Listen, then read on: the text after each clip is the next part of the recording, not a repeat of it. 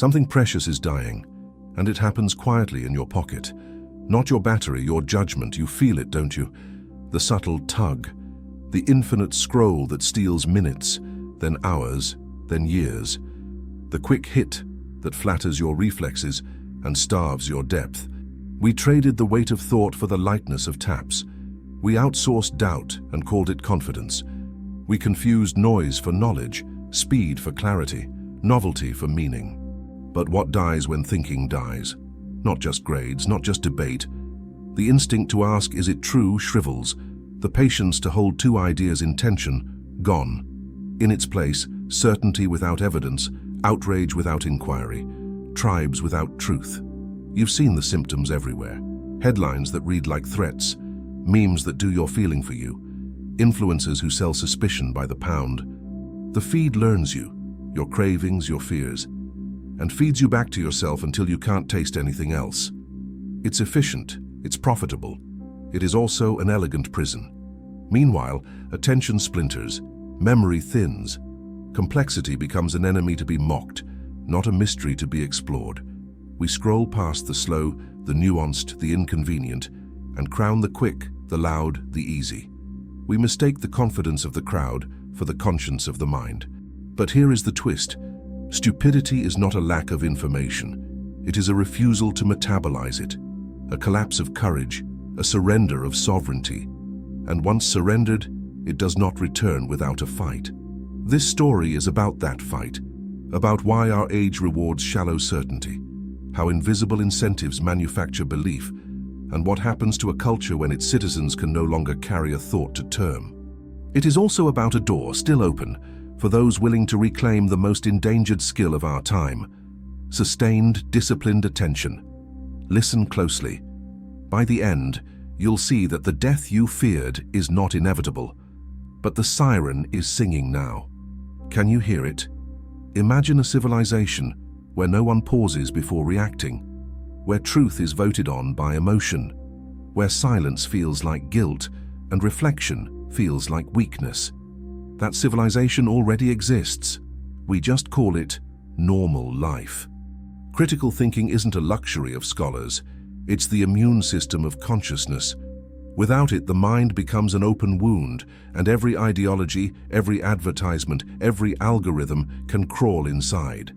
When a culture stops thinking critically, it doesn't just become foolish, it becomes governable, predictable, profitable. Once we measured power by who owned the land. Now it's by who owns attention, and attention follows emotion, not evidence. That's how entire populations can be nudged, one viral clip, one outrage at a time, toward beliefs that would have horrified their grandparents. The tragedy isn't that people believe lies, it's that they no longer know what believing means. Belief used to require effort, investigation, doubt. Now it's instant, an impulse dressed up as conviction. The more confident someone sounds, the less we check their claims. The more emotional a message feels, the more real it seems. We've built a world where emotion authenticates truth, and so the marketplace of ideas is no longer about ideas. It's about attention warfare, clicks, shares, rage, all the currencies of a species addicted to its own stimulation. The consequence isn't just misinformation, it's mental malnutrition.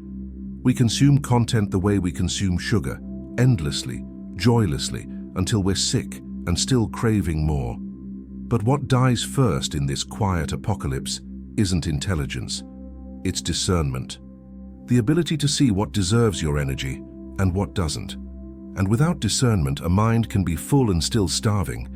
So before we ask whether humans are getting dumber, we have to ask something harder. Are we still using our intelligence? Or just scrolling through it? Because if thought itself becomes obsolete, then the next stage of evolution won't be human at all. For nearly a century, human intelligence seemed unstoppable. Each generation outperformed the last, as if evolution itself had gone digital. Rising IQs, better reasoning, deeper comprehension. It was called the Flynn effect, proof that progress was measurable. But progress, it turns out, has an expiration date. Since the dawn of the 21st century, the curve has flipped.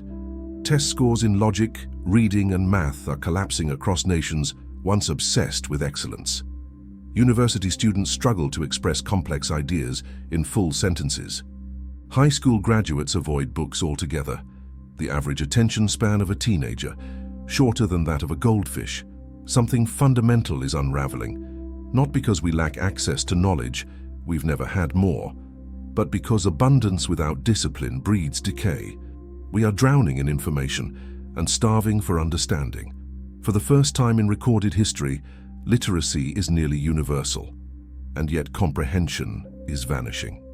Education has become a ritual of credentialing, not of curiosity.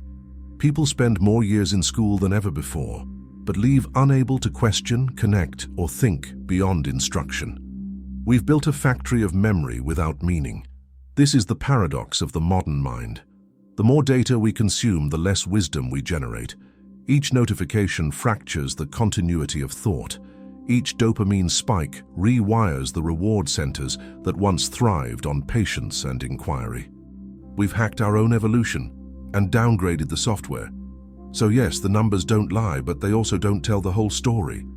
Because beneath the graphs and statistics lies something deeper, a quiet cultural agreement to stop demanding depth. And once that happens, no algorithm can save us. If intelligence once meant the ability to adapt, then perhaps the truest sign of our decline is that we've stopped noticing the change at all. We built temples for learning and forgot how to think. Our schools were meant to awaken curiosity, but somewhere along the way, they became factories of obedience. Diplomas multiplied, questions disappeared. Today, the world is more educated than ever before. We have degrees, certificates, tutorials, infinite access to how-to everything.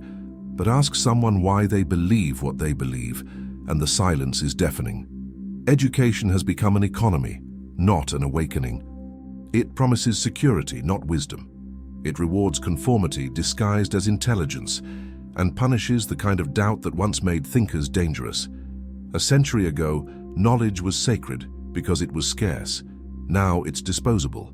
When truth can be downloaded in seconds, we stop feeling the need to earn it. And unearned knowledge becomes decoration, clever words without conviction, borrowed thoughts without roots. We tell children to follow their passion, but we never teach them how to recognize one. We teach them what to think, not how to think. We measure intelligence by the speed of recall, not by the depth of reflection. And when curiosity dies, education becomes mimicry, a polished form of ignorance. Look around. Students no longer dream of learning, they dream of escaping. Why study when the richest people on your screen dropped out? Why read when an algorithm will summarize it for you? Why wrestle with uncertainty when confidence can be faked so easily online? Somewhere between the endless lectures and the endless scrolling, we stopped realizing that education was never about answers. It was about becoming a person capable of living with questions. So now we stand at the crossroads of irony, a civilization overflowing with information, yet starving for understanding. We know more facts than ever, and yet we've never been so easy to deceive. There's a god in your hand. It glows, hums, and whispers your name. It rewards your obedience with tiny bursts of pleasure, and in exchange, it asks only one thing: your attention. At first it seemed harmless, a tool, a toy, a window to the world. But the window became a mirror, and the mirror became a cage. Now every glance, every swipe, every idle check is a ritual, a small prayer to the machine that knows you better than you know yourself. We used to lose track of time while creating. Now we lose time while consuming. Our thoughts once flowed in paragraphs. Today they come in fragments. Every vibration cuts through the silence that thinking requires. Every notification resets the brain's rhythm, training it to crave interruption instead of completion. Researchers once measured attention in minutes. Now it's measured in seconds. The human mind, once capable of holding vast, silent spaces, has become a strobe light, flickering between 1,000 stimuli. And the irony is cruel. The very tool that promised connection has made us incapable of staying with ourselves. It replaced solitude with stimulation, reflection with reaction, presence with performance. Try it. Sit still for 60 seconds, with no screen, no sound. You'll feel the withdrawal, the itch beneath your skin. That's not boredom, That's dependency revealing itself. Every empire in history has fallen to something stronger, something faster, something more seductive. Our downfall may not come from war or famine, but from the quiet erosion of the mind's capacity to stay still. We don't need to be conquered. We're already distracted. We live at the surface now. Thoughts skim, emotions flash, and nothing ever sinks in. We scroll, we react, we move on, as if depth itself were dangerous. The mind, like a muscle, weakens when it's never pushed. Each time we dodge discomfort with a swipe, we trade long-term understanding for short-term relief. We no longer wrestle with ideas. We skim them, screenshot them, forget them. Psychologists call it shallow processing. When information touches the mind but never roots in memory, you see it, you know it, but you don't own it. It passes through you like light through glass. And when the habit becomes global, civilization itself becomes transparent, bright, noisy, but empty of form. Attention spans aren't just shrinking, they're collapsing the architecture of reason. When every thought is interrupted before completion, the brain forgets how to complete thoughts at all. Stress rises, patience dies. The mind, caught in perpetual motion, mistakes fatigue for engagement. We've built a culture allergic to silence, and silence is where understanding grows. Reflection has been rebranded as procrastination, stillness as laziness, depth as inefficiency. So we flee inwardness, chasing one more reel, one more post, hoping the next dose will fill the gap the last one widened. But there's a price. When we lose the capacity to linger, we lose the capacity to care. Empathy, memory, wisdom, they all require time, repetition, stillness. The tragedy isn't that we've become distracted, it's that we no longer notice. Our shallowness feels normal now. And that normalization, the quiet acceptance of mental erosion, is how stupidity stops being a glitch, and becomes the operating system. Every age has its priests. Ours wear hoodies and run ad campaigns. They don't preach from pulpits, they whisper through algorithms. They know what makes you angry, what makes you afraid, and above all, what keeps you scrolling. The new rulers of the mind are not kings or philosophers. They are engineers of emotion, building invisible empires out of your impulses. Their power isn't taken, it's granted each time you click, comment, or rage. Once, propaganda was blunt, posters, slogans, wars of ideology. Now it's surgical, personalized. You no longer need to be convinced, only nudged. A headline tuned to your bias. A video that flatters your outrage. A narrative that feels like it was written just for you. Because it was. This is not a conspiracy, it's an economy. Fear is the most renewable form of attention, and attention is the most valuable currency on earth. The marketplace of manipulation rewards those who can turn uncertainty into engagement and anxiety into profit. In that world, truth isn't suppressed, it's outcompeted. The result? Reality itself becomes fragmented. Each person lives in a customized hallucination, fed by the same networks that once promised connection. We gather in digital tribes, each convinced we've discovered enlightenment, while the architects of division quietly count the revenue. But here's the hidden cost. When everything is designed to confirm what you already believe, growth becomes impossible. Conviction replaces curiosity.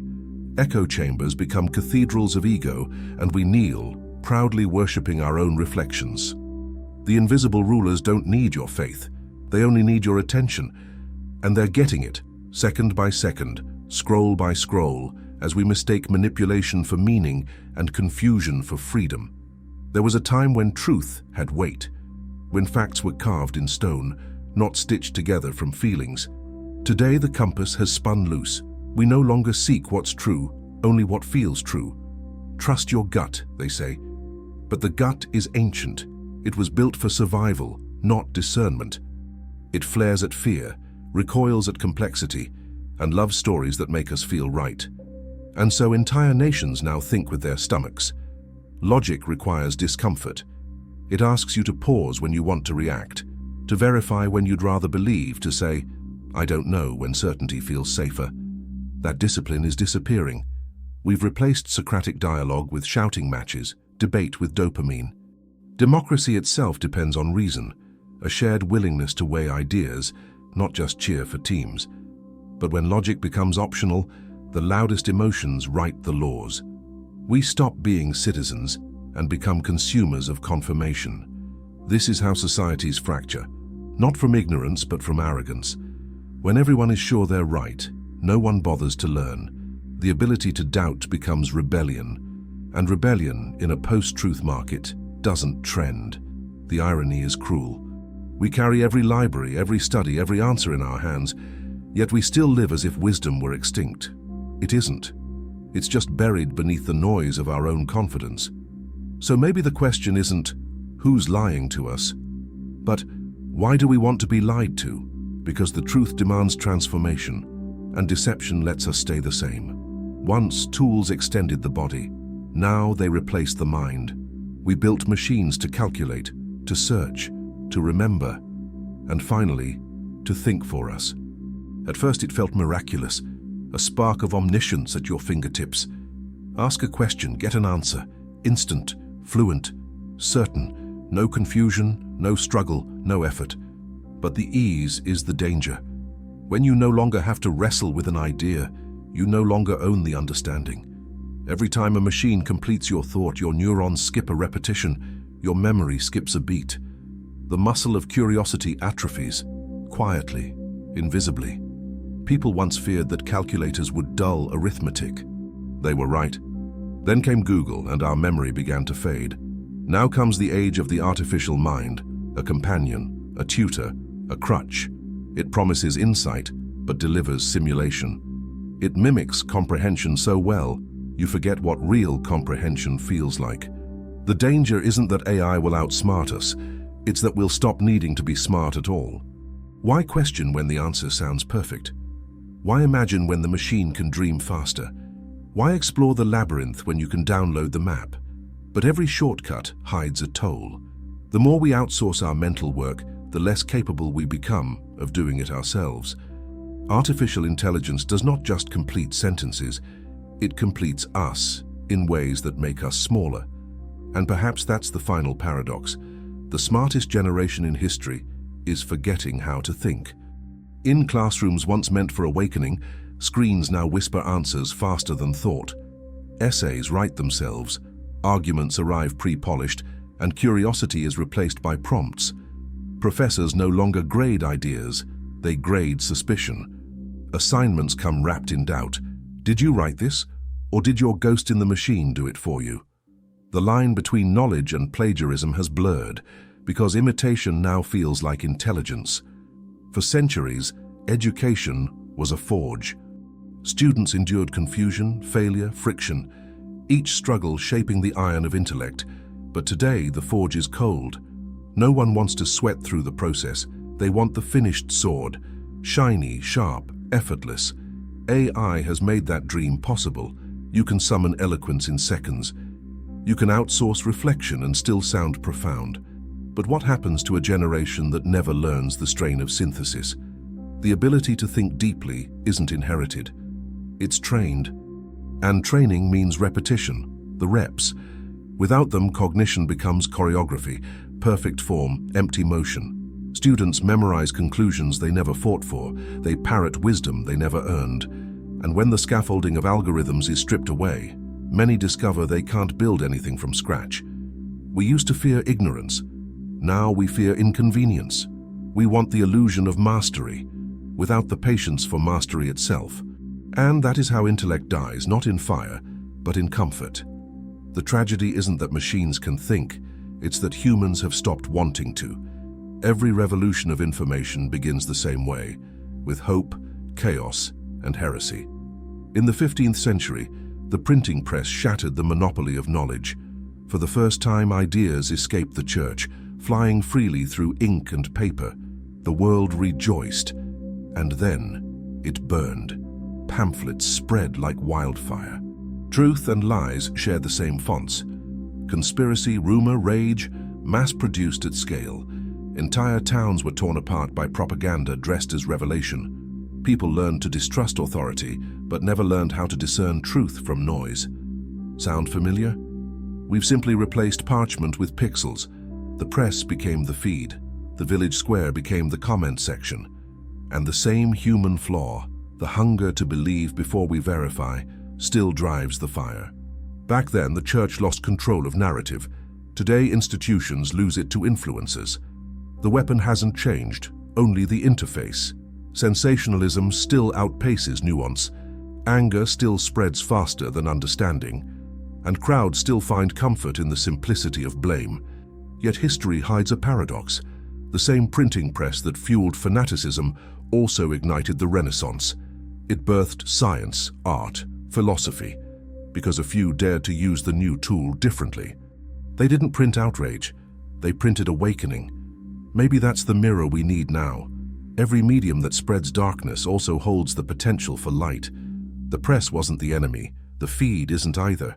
The danger lies in who we become when given infinite voice, and no discipline to use it. Everyone thinks they can spot stupidity until they look in the mirror. Because stupidity isn't loud laughter or missing facts. It's the quiet certainty that you already know enough. Ignorance means not knowing. Stupidity means refusing to learn. And in an age where knowledge is instant, refusal has become an art form. The modern fool doesn't live in caves. He lives online, armed with confidence and Wi-Fi. He mocks complexity. He treats humility as weakness. He repeats slogans and calls them insight. He mistakes his outrage for wisdom. Philosophers once said that true intelligence begins in admitting what you don't know. Today, that admission is social suicide. Uncertainty doesn't trend. Doubt doesn't go viral. So we perform certainty instead. This is the heart of the Dunning-Kruger spiral. The less we know, the more sure we become. The most uninformed voices shout the loudest, and the most thoughtful grow silent, drowned out by noise dressed as conviction. But stupidity is not random, it's contagious. It spreads through imitation, through leaders who weaponize simplicity, through influencers who turn ignorance into identity. It promises belonging without reflection, confidence without evidence. And in a culture addicted to speed and spectacle, that's irresistible. Perhaps the most dangerous thing about stupidity is that it feels so much like clarity. It offers relief from the burden of thinking. It says, you've already arrived. And the moment you believe that, your evolution stops. If stupidity is learned, it can be unlearned. But recovery begins in silence.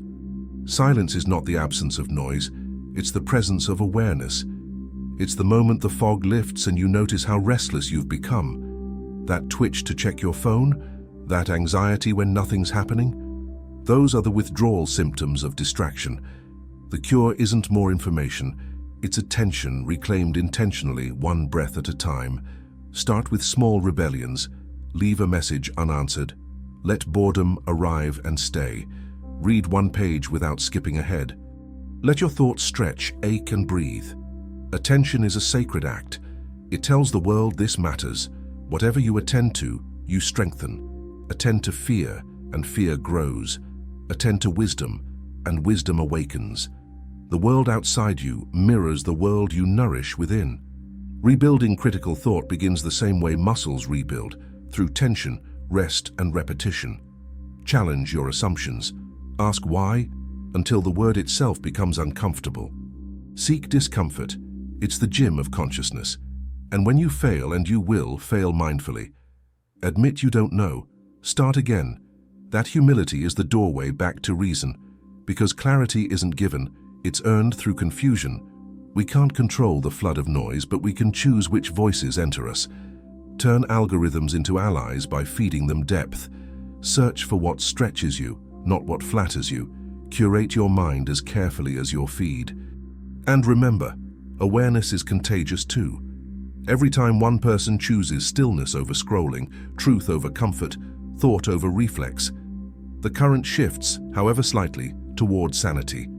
Maybe the revolution we need is not louder, faster, or smarter. Maybe it's quieter, more deliberate, more human. It began with a warning, a generation trading reflection for reaction, a mind distracted into extinction. And yet, here you are, still listening, still thinking. That alone is rebellion. Because the death of critical thinking isn't final. It's a choice repeated moment by moment, scroll by scroll. And every time you pause to ask why, every time you choose silence over noise, you're reviving something ancient and endangered: awareness. The world will keep selling you shortcuts, to knowledge, to happiness, to truth. But truth cannot be downloaded. It must be lived, questioned, endured. It demands participation. It demands you. We built machines to amplify our thoughts, and instead they began thinking for us.